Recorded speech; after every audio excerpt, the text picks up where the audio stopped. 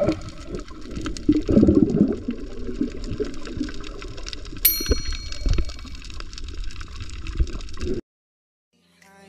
doors, I'm a fool for your love.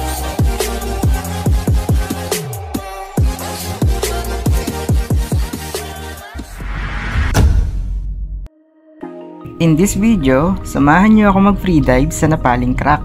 Nagbuhol nga ako recently and isa ito sa naging part ng itinerary. Ang entry point namin ay dito sa Kalikasan Resort. Need magbayad ng entrance fee and environmental fee. Mag-a-assign din sila ng guide which is included na sa binayaran nyo. May mga nare-rent din na freediving equipment sa area. Sa amin, ang nirent namin is imbuya. Upon entry sa water, ang unang bubungan sa inyo ay mga sardines. By the way, agahan nyo yung pagpunta para masolo nyo yung area. As you can see, ang dami ng divers nung time na to. Nag-rent din kami ng GoPro para maganda ang shots. By the way, beginner freediver pa lang ako pero tinry ko pa din sumuot dito sa crack.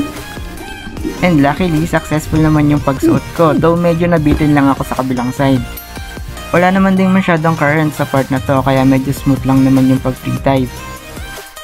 Nakailang tries nga din kami bago kami nag-decide na umalis na. Good thing nga din na may guide kasi siya na mismo yung magiging videographer nyo. Isa-isa nga pala kaming nag-freedive dito and kapag hindi ko pa turn, nag-iikot muna ako sa paligid. Kung mapafollow nyo yung mga video ko, alam nyo na hindi ako swimmer. Pero still, dahil sa freediving, kaya ko mag-explore kahit malalim yung tubig. Be very cautious lang pagka nag-freedive kayo dito kasi medyo masikip talaga yung crack. Ilang beses nga din ako muntik tumama dyan.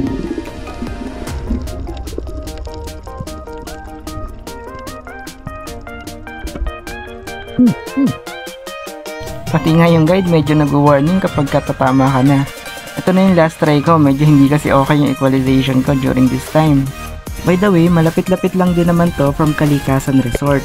Nilangoy lang namin siya from 5 to 10 minutes. And good thing na solo namin yung crack. Kasi lumilipat din daw dito yung mga diver. Eto nga ako nung pabalik sa resort habang yung guide namin naglalaro sa ilalim.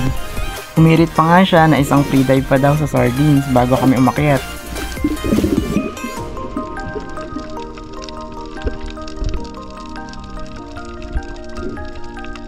Tumambay pa nga muna kami sa resort bago nagbanlaw at bumalik na sa accommodation. Thank you for watching and see you on our next trip.